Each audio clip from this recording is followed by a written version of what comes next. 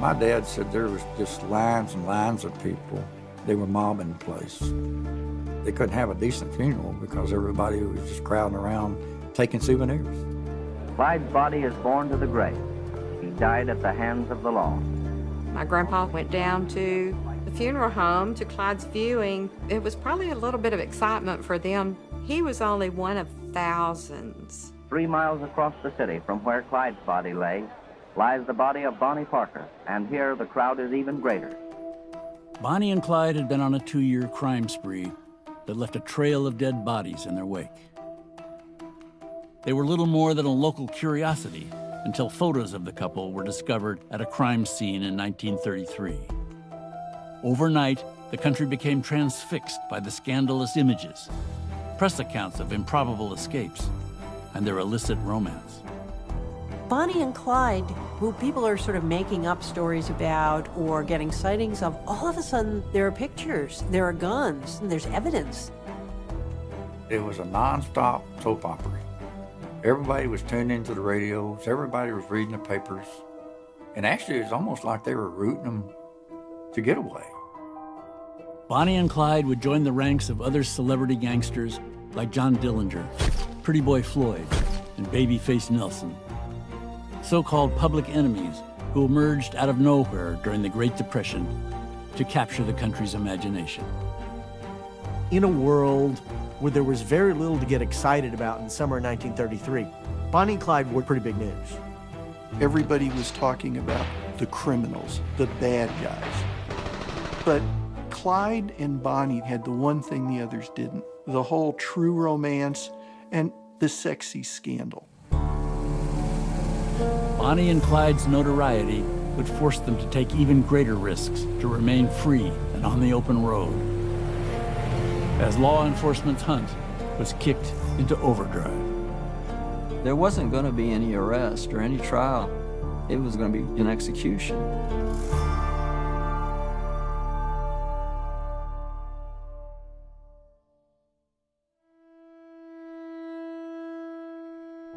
Clyde Chestnut Barrow was born in the Texas Cotton Belt on March 24, 1909. One of 7 children of itinerant farmers Henry and Cumie Barrow. By 1925, the whole Barrow clan had followed a wave of other farmers who were flooding cities in search of work. With all their worldly possessions packed into a horse-drawn cart, the Barrows settled on the outskirts of Dallas, in an impoverished backwater known as the Devil's Back Porch. Clyde Barrow grew up in an unincorporated slum, so poverty-stricken we couldn't imagine it today. And there's a campground right on the west bank of the Trinity River, and it's mostly mud, and there's one well, there's a few outhouses, and this is where the indigent lived. My grandfather and grandmother, they were just poor people trying to survive. And they camped out there in just that wagon, that little mule, and that's how they lived. No money, no food, just poor as you could be. So from the time this kid can really think, all he knows is there's no hope. This is it. I'm going to be poor, I'm going to be hungry, I'm going to be put down the rest of my life. Clyde chafed at the prospect of a life of poverty. Though he was slight, 5 feet 6 inches, never more than 130 pounds, Clyde was bright, energetic, and a dreamer. He saw what he wanted just across the river in Dallas, a prosperous city with skyscrapers, endless entertainment, and streets lined with high-end shops. Dallas exposed Clyde to a life that was far beyond his grasp. He had dreams, he wanted to do something rather than be poor the rest of his life. He hated poverty, and he hated looking like poverty. With a taste for expensive suits and little interest in honest work, Clyde Barrow picked up the bad habits of his older brother, Buck, who had already settled into a life of petty crime. What started with the 2 brothers stealing chickens quickly grew into armed robbery, and by the time he was 17, Clyde was perfecting his signature crime. This is the first era of car theft. The electric starter system is put in cars. You could hotwire one. And Buck was a master of it, and he passed the skill along to little brother. Clyde Barrow didn't see stealing so much as a crime as almost an obligation. I want to get out of here. This is the only way I can do it. By 1929, Clyde's crimes were regularly drawing the attention of local police. In November of that year, Clyde, Buck, and an accomplice broke into an auto shop in the town of Denton, just outside Dallas. Local law enforcement spotted the robbers trying to flee and opened fire. And they shoot Buck, and they capture Buck. But Clyde runs all the way back home. It's a close call, but it's worth it. Because as long as he's stealing cars and getting a few dollars for them, he's somebody. And to him, that's worth any risk.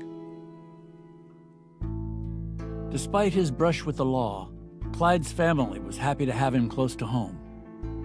And just a few months later, he would meet a young girl from the same side of the tracks who shared his yearning for a better life.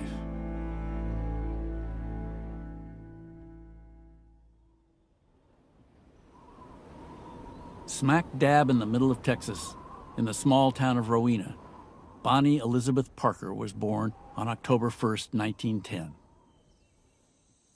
4 years later, after her father's unexpected death, Bonnie's mother, Emma, moved the family not far from the slums of West Dallas. Despite the impoverished conditions, Emma made sure to raise her 3 children with the knowledge that they were somehow better than their surroundings. My dad was Bonnie's brother, and Daddy was the oldest, and then Bonnie, and then my Aunt Billie Jean. She raised those 3 kids by herself. She literally was their everything. My daddy and Billie Jean, I know, were spoiled. So I'm quite sure Bonnie was spoiled too. Bonnie was just a cute little Texas girl. Not quite 5 feet tall, with blue eyes and strawberry blonde hair, Bonnie Parker excelled at school, was a good singer and dancer, and enjoyed writing poetry. Like Clyde, she longed to escape the ceaseless poverty she saw everywhere. As a teenager, Bonnie would lose herself in the picture houses on the other side of the river in Dallas. Bonnie was tremendously influenced by motion pictures. What movies brought to the ordinary person was the roadmap to reinvention for yourself. You can be someone else. You can create a story for yourself and live it. You don't have to be locked into the way you were born. In 1926, 15-year-old Bonnie, against her mother's wishes, dropped out of school to marry her boyfriend, a small-time thief named Roy Thornton. She had a little bit of the wild side to her. She had a tattoo on the inside of her thigh with Roy's name on it. Just imagine a woman doing that back in the 20s. You know, that was a daring thing to do. Bonnie thinks she's going to have a storybook romance, true love just like you can see at the picture shows. Instead, Roy starts disappearing. Won't tell her where he's going. When she bothers him about it, he beats her up. The 3rd time he leaves her, he doesn't come back. After her break from Roy, Bonnie's dissatisfaction with the unending boredom of poverty gushed forth in the pages of her journal. Blue as usual. Not a darn thing to do, she wrote. Why don't something happen? On January 5th, 1930, Clyde Barrow walked into her life. Clyde came along just at the right time for her. This guy with a new car that's stolen, but so what? It's a new car, and he's dressed in these fine clothes, and he's got lots of money, and he's got a good line, and he's got a great smile, and it just worked. Buster, her brother, Buster told me, he said, little Ted, he says, when those two saw each other, he said, you could see the sparks fly right there. Just weeks into their courtship, Clyde's outlaw ways finally caught up to him. Dallas police showed up at Bonnie's house with a warrant for his arrest. Clyde was sent to the county jail in Waco to await his trial and sentencing. But Clyde Barrow had no intention of being separated from Bonnie Parker for long. He knows where there's a gun, and he gets the idea to get her to go get that gun and bring it to him. On one visit, Clyde slipped Bonnie a note detailing his escape plan. He signed it, "You are the sweetest baby in the world to me." This is where Bonnie has to make a choice. This is breaking the law herself. She can go to jail for this. On the other hand, if she does break him out, that's the kind of daring thing some of the pretty starlets do in the picture shows. So she says she'll do it. Bonnie hid the gun under her dress and successfully smuggled it into the jail. She was now Clyde's accomplice. The escape plan worked. Clyde and 2 other inmates fled the Waco jail that evening. However, their freedom was short-lived. They were arrested just 7 days later. Bonnie returned to her mother in West Dallas, but Clyde was slapped with a 14-year sentence and was now on his way to one of the most notorious institutions in Texas, a prison so violent and untamed that it earned the nickname the Bloody Ham.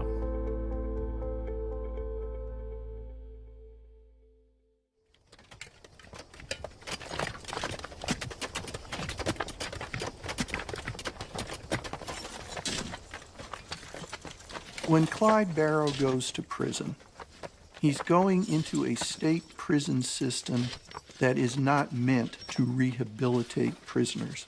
It is meant to be the worst possible hellhole. The convicts are treated like slave labor. They work all day long under the supervision of armed guards on horseback. They're given no break besides maybe 5 minutes for a cup of water and a crust of stale bread. They're beaten for the slightest transgression, and sometimes they're beaten for no reason at all. Clyde was assigned to the Eastham Prison Farm, a 13,000-acre cotton plantation filled with the system's most violent offenders. And Clyde Barrow, this skinny little kid, is put among the worst of the worst on Easton. And what happens is inevitable. One of the inmates decides he's going to make this kid his own, and for months, Clyde is continually raped, and no one is going to save him. Clyde's attacker was a convict named Ed Crowder. Over 6 feet tall and 200 pounds, Crowder was an imposing figure. On October 29, 1931, Clyde decided to try to put an end to the abuse. Clyde sneaks a piece of galvanized pipe into the building, and he lures Ed Crowder back to the open toilets. Clyde goes back there by himself because he knows Crowder will follow him. As soon as Crowder catches up to him, he wheels around and just rips the top of his head open with this galvanized pipe. Crowder was dead, and another inmate serving a life sentence took the blame for the murder. But Clyde was still stuck in the Bloody Ham. The inmate's slave labor would go on for years, and he decided there was only one way out. At a certain point, he just lost it, and he gave another prisoner an axe and told him to cut off 2 of his toes so that he wouldn't have to go into the fields anymore. He's brought into the infirmary so he doesn't have to work in the field. And just as he does this, he finds out that his mother actually got him pardoned. Cumie Barrow had successfully petitioned the governor to release her son. Paroles were not uncommon at the time. They were used to help ease overcrowding. Clyde left prison just 6 days later, on February 2nd, 1932. He would have a limp for the rest of his life. He became a killer in prison. This fellow convict, Ralph Foltz, put it so well. He said, "I saw Clyde Barrow change from a schoolboy to a rattlesnake right in front of my eyes." He had his mind made up that he wasn't going back to the pen. He told both of his parents, I'm not going back to that hellhole, they'll have to kill me first.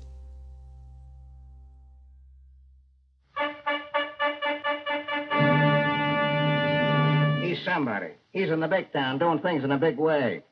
Yeah, look at us. Just a couple of nobodies, nothing. When Clyde comes out of prison in 1932, it was the beginning of the true crime era in America. The Depression is still there. It's still awful. People are poor all over the country. People are suffering. So many Americans think of the government, the police, the banks as the villains. Those elements created the perfect audience. Everybody was talking about the criminals, the bad guys, and not in any sense being derogatory.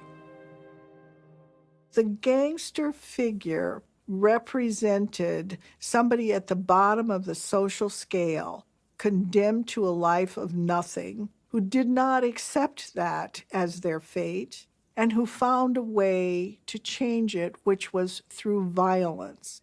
So it's socially acceptable to like this gangster who does everything you can't do and does it with so much success. That's the appeal. By the spring of 1932, Bonnie Parker had reunited with Clyde Barrow as he resumed his life of crime. After a botched robbery attempt, she was captured, while Clyde got away. Bonnie found herself alone in a jail cell in Kaufman, Texas, awaiting a decision by a grand jury. Now, 21-year-old Bonnie was playing out a scene in her own movie. In a poem she wrote from her jail cell, Bonnie plays the part of a jilted girlfriend, determined to win her man back. If he had returned to me sometime, though he hadn't a penny to give, I'd forget all this hell that he caused me and love him as long as I live. But there's no chance of his ever coming, for he and his maul have no fears, but that I will die in this prison or flatten this 50 years. She picked up that language from the pulp fiction magazines, from the tabloids, and from Hollywood. It says everything in there. She's using all the lingo, and she wants to be part of that world. Her mother reads these poems and says, this is not the daughter I raised, this is not the daughter I loved. She says, I began to see a strange and terrifying change in the mind of my child. Bonnie has made a switch to investing in this persona in which what honor means is to stick to your man no matter what. In June, a Kaufman grand jury set Bonnie free, unwilling to believe that any woman would choose to accompany criminals of her own volition. Just days after her release, Bonnie did just that.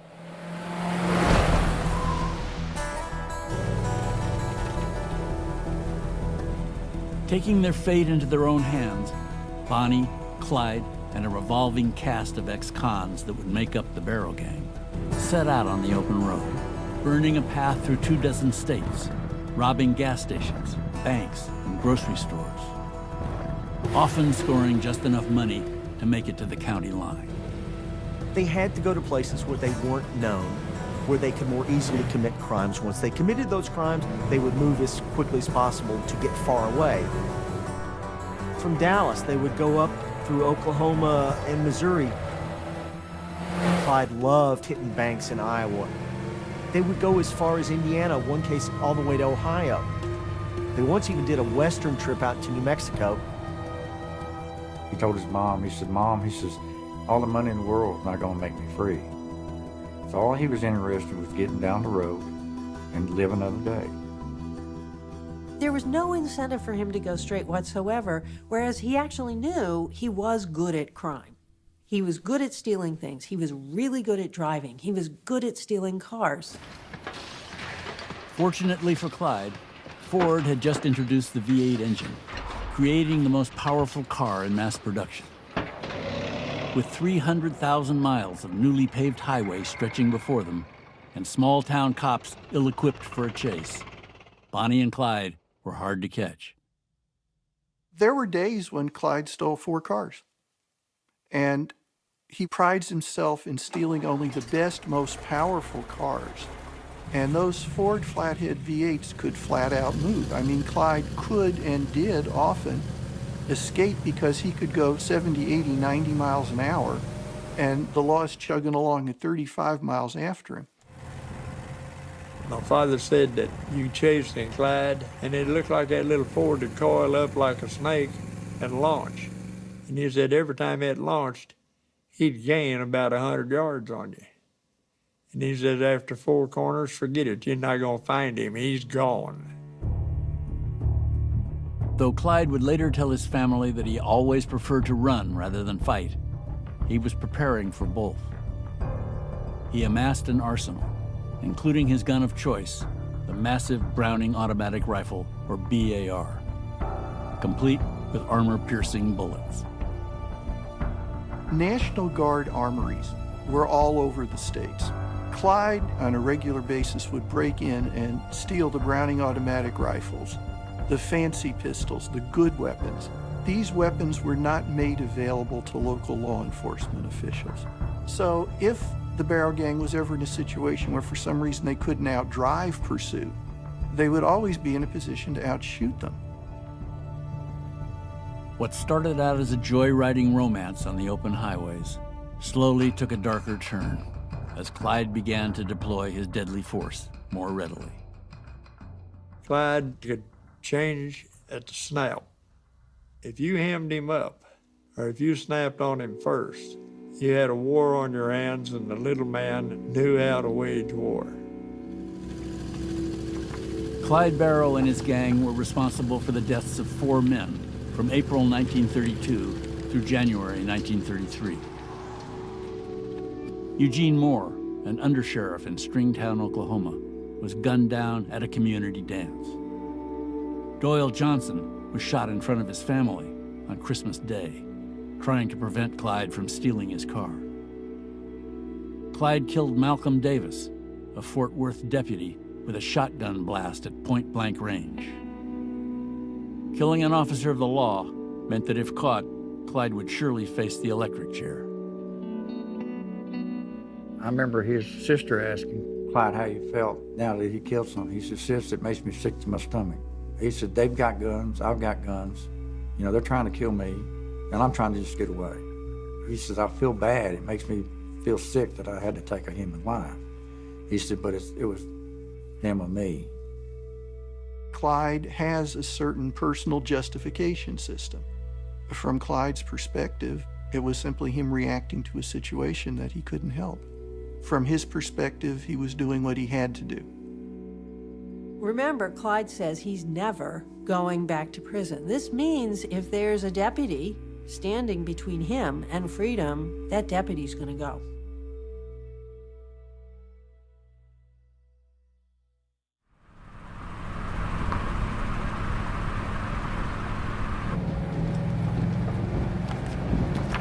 By 1933, the Barrow Gang's exploits were making news in a handful of western states. Despite the risks, Bonnie and Clyde always found a way to see their families in West Dallas. Bonnie and Clyde, they were really very close to the family, very close, and they kept coming back. You know, back then, families banded together. They assumed the lines would be tapped. So Clyde would put a message in a Coke bottle, and he'd drive down the road and he'd toss out the Coke bottle with the message in it. Kimmy would go call all the family members. She said, "Look, I've got a great big pot of beans, some cornbread, or some fried chicken." She said, "Any way you can come over?" "Yep, we'll be there." So that was a signal that all the family were going to meet.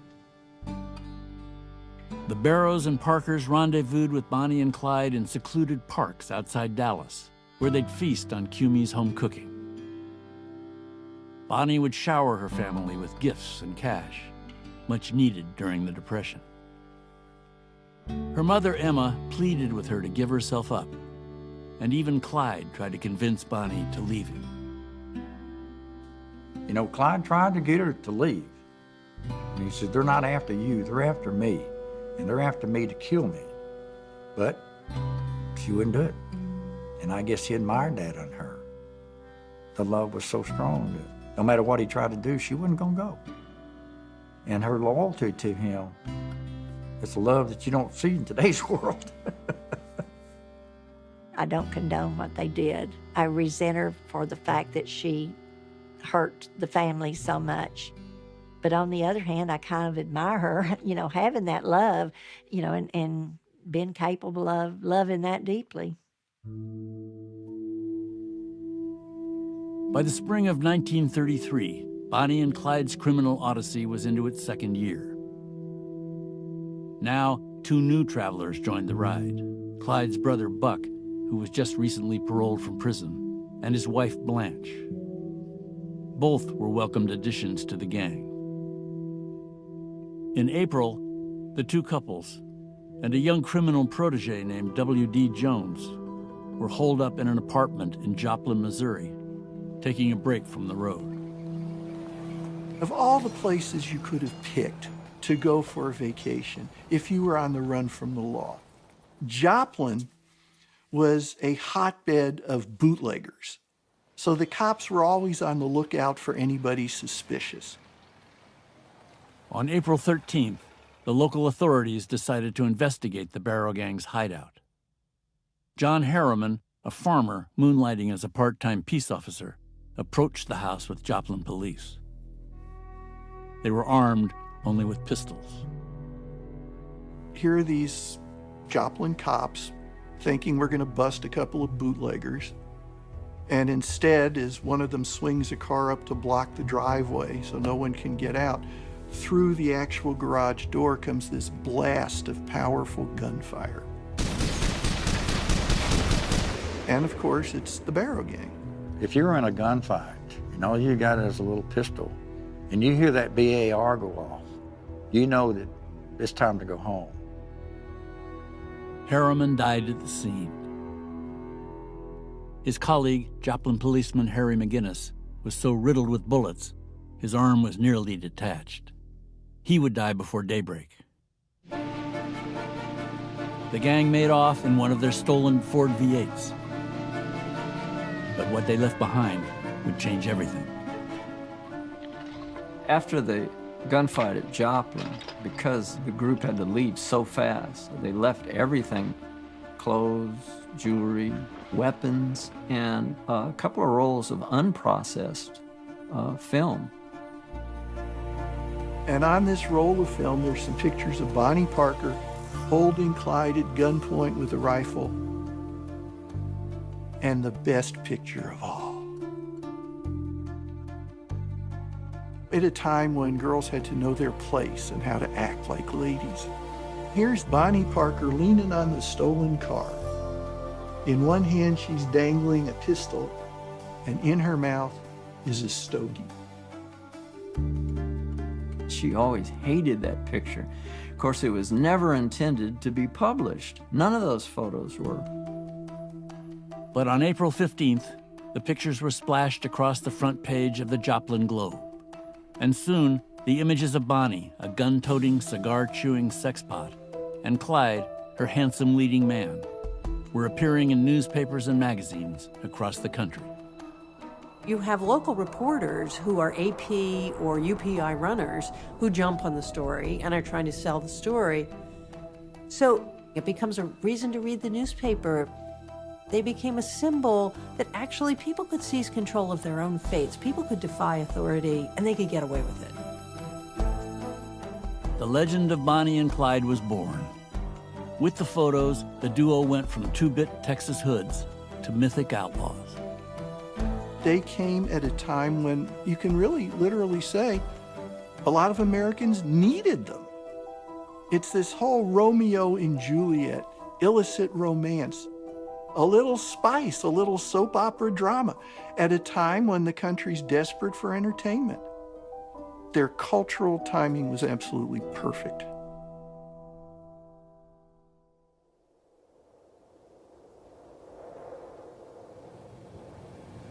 After Joplin, Bonnie and Clyde were in near constant motion. Their fame was bringing too much attention.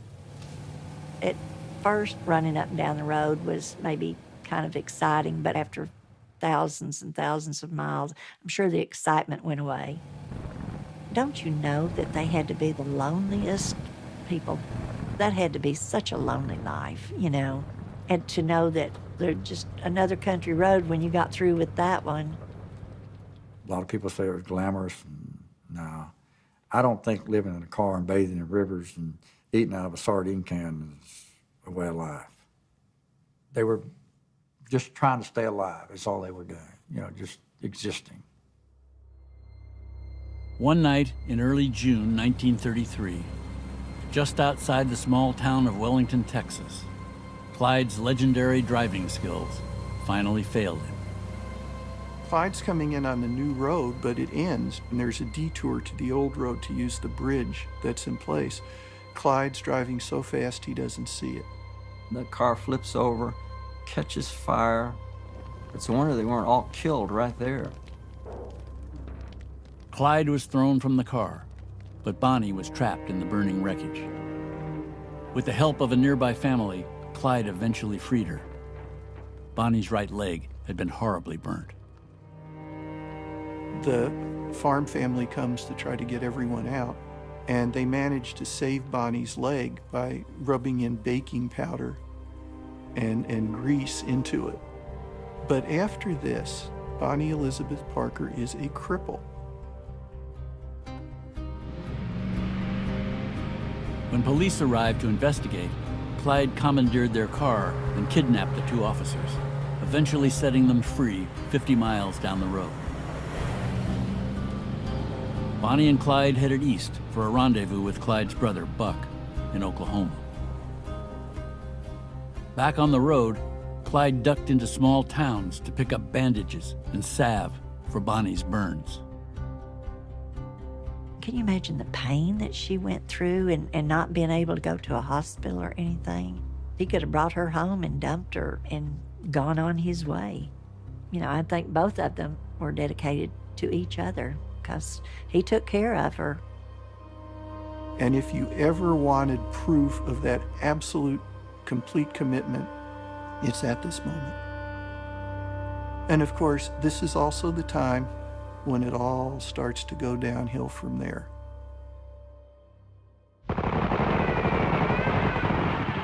In learning self-defense, they were told, if you are forced to shoot, then shoot straight. In 1933, the federal government began its national war on crime. A new crop of violent gangsters had suddenly emerged and was making headlines across the country. True crime was already popular in America, and some of the big-name criminals were celebrities.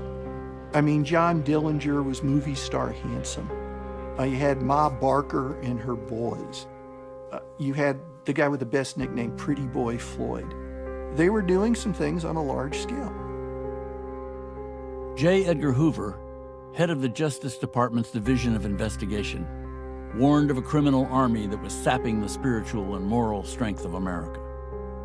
Hoover advocated for a stronger federal police force to restore law and order for a nervous American public. From like 33, 34 is this pivot point in American culture where you're coming out of the nadir of the Great Depression, but Roosevelt has been elected, J. Edgar Hoover is getting the FBI organized, and you see the gangster figure kind of representing both our vicarious need for rebellion against the economic and the political system, but also the need we have for order and stability, because we're in a very terrifying time. Clyde Barrow now found himself on Hoover's list of wanted men, and federal agents in Dallas were assigned to track his movements. This desperate public enemy now rises to fame as an underworld hero. But it was the bank robber John Dillinger who was the centerpiece of Hoover's crusade, commanding no less than 38 agents alone. To a vicious man killer. The Barrow gang was in no way up there at the top level. The public, though, perceived that they were. And newspapers and true crime magazines would exaggerate their takes from different robberies, would give them credit for huge heists that they had nothing to do with. Despite what the press was writing, the Barrow Gang remained very much a problem for local police, who had spent a year chasing the crime duo across multiple states. If they wanted to stop Bonnie and Clyde, they'd have to match their firepower. On July 20th, 1933, police officers, this time armed with heavy weapons and armor, cornered Clyde and the gang in a motel in Platte City, Missouri.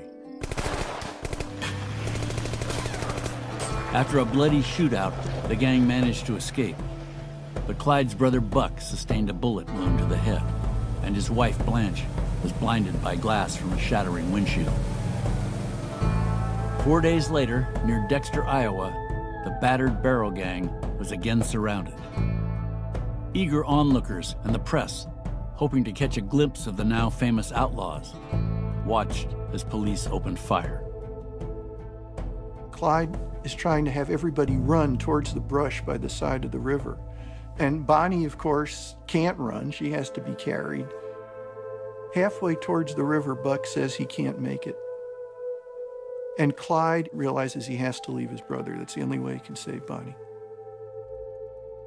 Buck and Blanche are taken prisoner, and the Des Moines photographer from the newspaper runs up with his camera to take a picture of Blanche, and Blanche can barely see.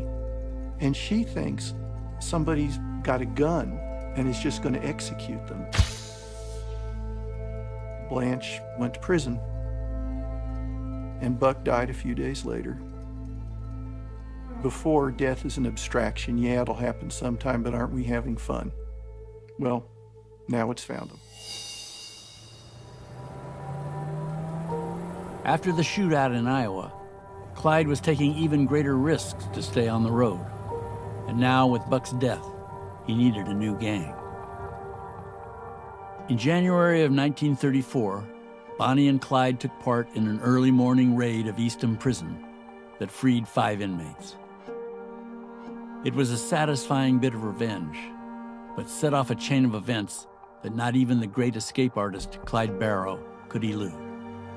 After Clyde staged the raid on Eastham, the head of the prison system, an extraordinarily effective bureaucrat named Lee Simmons, said, I'm going to bring these people in. There was no state police that were going to come in and help them, so Simmons felt like he had to do it himself. Simmons reached out to Frank Hamer, the most famous lawman in Texas. A former member of the notorious Texas Rangers, Hamer had spent half his life hunting criminals and had already killed 53 men during his service. Captain Frank Hamer was a legend among Texas Rangers. He was the roughest and toughest of them all. He used to tell new Ranger recruits that the best way to enforce the law is a .45 slug in the gut, and he meant it. Lee Simmons told Frank Hamer to put Clyde and Bonnie on the spot and shoot everyone in sight. From the word go, there wasn't going to be any arrest or any trial. It was an execution. Hamer set out on the road in a rented Ford V8, meticulously retracing Bonnie and Clyde's path, looking for a pattern to their travels, or for anyone willing to give them up. In Louisiana, Hamer caught a break. The family of a fugitive named Henry Methvin, whom Clyde had just busted out of Eastham Prison, wanted to cut a deal. Clemency for their son in exchange for Bonnie and Clyde.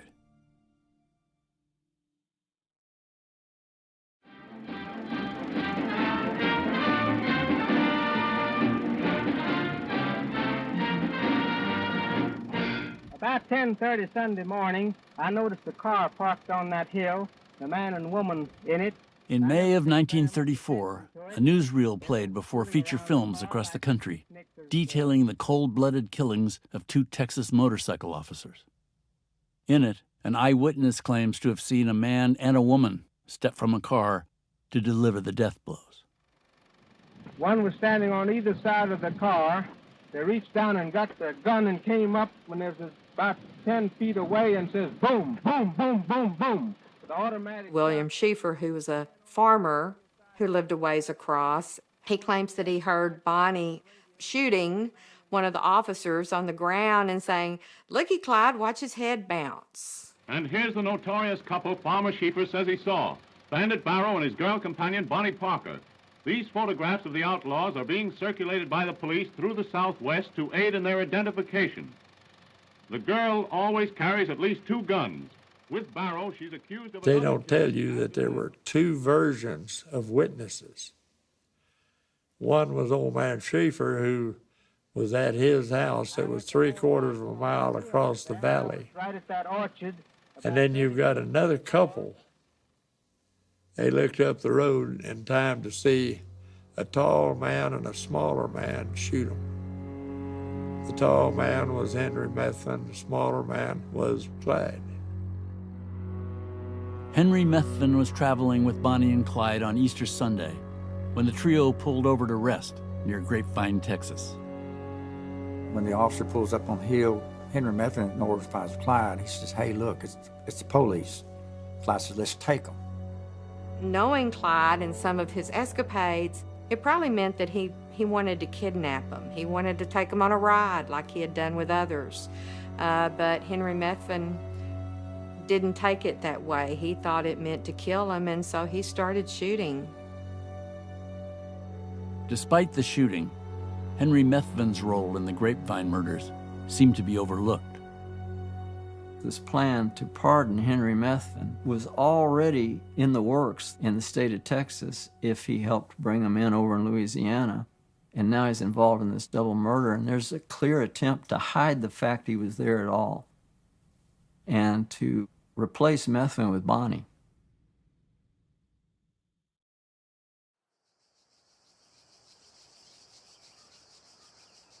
On May 6th, Bonnie and Clyde held another secret rendezvous with their family. It would be their last. Their criminal exploits had taken a toll not only on themselves, but everyone around them. Buck was dead. Blanche was in prison. And the police were keeping up a steady stream of harassment, even hauling Clyde's mother, Cumie, down for interrogation. Henry and Cumie Barrow explained to Clyde that we haven't bought a headstone for Buck yet, because we know you're going to die soon too, and we can bury you with him. We don't have much money, and that way we can just use one headstone for both of you. And Clyde asked them to have something inscribed on it. Gone but not forgotten.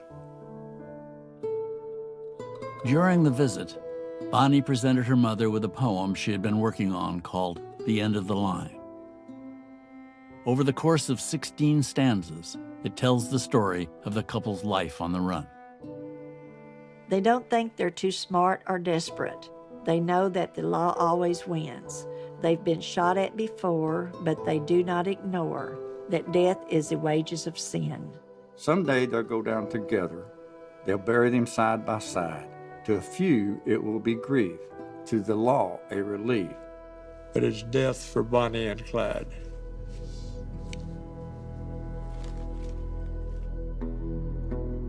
I can imagine my grandmother just waiting for the phone call every day and knowing that it was going to come. It's just when. That was so, to me, thoughtless of Bonnie.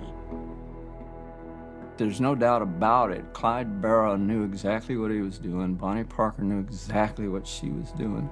And they wanted to be there all the way up to the bitter end. In mid-May, Bonnie and Clyde were in Louisiana. They had plans to meet Henry Methvin at his parents' home on Wednesday, May 23rd at 9 a.m. The trap was set. Frank Hamer had assembled a posse that included deputy sheriffs of Dallas County, Ted Hinton and Bob Alcorn, and other officers from Texas and Louisiana. Armed with automatic rifles and heavy-gauge shotguns, the posse took their place, hidden in the brush along Highway 154, the only road Clyde could take to the Methvin house. To make sure the couple didn't speed right by, Henry's father, Ivy, pretended his truck had broken down on the side of the road. If Clyde had come down through there driving the way he normally did at 70 to 90 miles an hour, they'd have had a skeet shoot. If you're on the bluff, you can see almost half a mile down the road to see who's coming. But if you're in a car coming that way, you can't see anything ahead of you at all. Around 9:15 a.m., the posse could hear the high-pitched whine of a Ford V8 barreling down the road. Clyde took the bait and slowed to help out Ivy Methvin. And Prentice Oakley, the deputy from Bienville Parish, he popped off the first 2 rounds and hit Clyde right in the head. Clyde's foot slips off the clutch, the car goes idling off up into the ditch. Ted says one thought ran through everyone's mind. This clown's gotten out of 11 traps before now. Is this number 12? And with that, everybody unloaded. They unleashed an incredible volley that basically shredded that car and the people in it. The shootout lasted only seconds, but in the end, the car was riddled with more than 150 bullets. Ted Hinton says when they pulled him out of the car, there was nothing but wet rags. So you can understand what a steel-jacketed bullet can do to a human body. Clyde's head was pretty well blowed off, and she's blowed off to pieces. My father had a 16mm home movie camera. The staff photographer for the Dallas Times-Herald gave it to him. He told him, he said, you're going to get them eventually, and when you do, you're going to need to document it. He carried that camera for 17 months. The posse sorted through Bonnie and Clyde's possessions. Bonnie's makeup case, several suitcases, road maps, and true crime magazines. Hamer claimed their guns and fishing tackle as a reward. Word spread quickly, and people began to crowd Highway 154. Souvenir hunters scavenged through the carnage. People started coming in, clipping off pieces of clothing. One man took a pocket knife, was trying to cut off Clyde's trigger finger as a trophy. One person was stopped by one of the officers from trying to take Bonnie's wedding ring off her hand. Later that evening, Bonnie and Clyde's parents retrieved the bodies, having learned of their deaths when reporters called for comment. My grandfather said, you know, it was terrible what he saw. It broke him down to tears, you know, having to go pick his son up and seeing what the condition they were. In life, his very presence would have struck fear to their hearts, but now they fear him not. Clyde's body is borne to the grave. Again, tragedy and shame descend upon his aged father and mother. Like his brother, back in Dallas, the spectacle of Bonnie and Clyde's demise drew tens of thousands of onlookers, all of them anxious to catch a last glimpse of the outlaw lovers they had read so much about. A large floral arrangement was sent from the Dallas newspaper vendors. In 2 days, they had sold almost 500,000 copies of extra editions. to a few, it means grief. To the law, it's relief. But it's death to Bonnie and Clyde. The couple, who had always been inseparable in life, were buried in family plots in different cemeteries. My grandmother, she would not allow them to be buried side by side. She said he had her in life, he couldn't have her in death.